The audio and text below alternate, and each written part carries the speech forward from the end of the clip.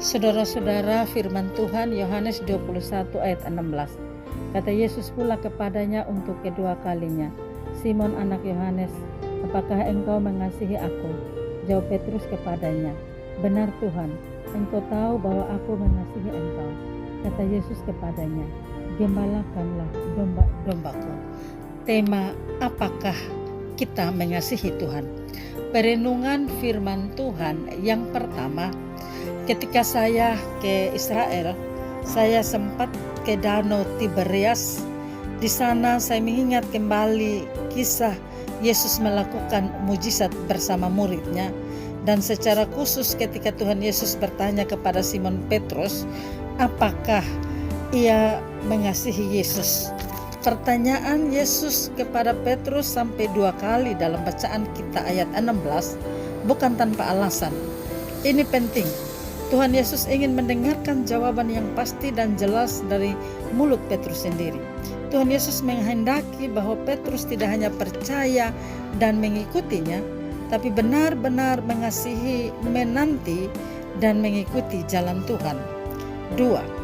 Pertanyaan Tuhan Yesus 2 kali kepada Petrus mengingatkan Petrus ia pernah menyangkal Tuhan Yesus, menyangkal karena cari aman sesaat, tapi tidak membawa keselamatan.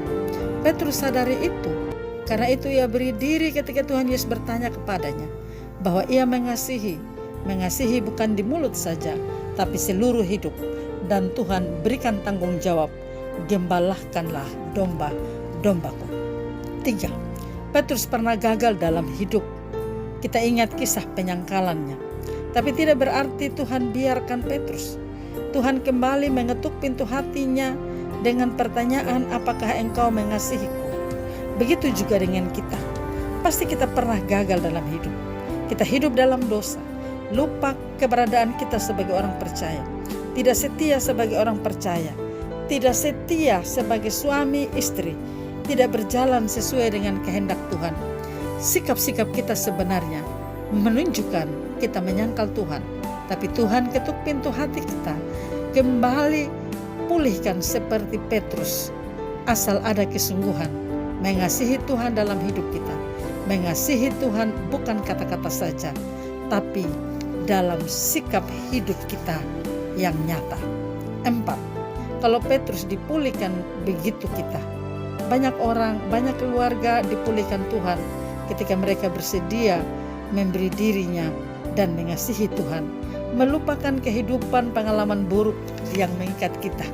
Kadangkala kita hidup mengingat masa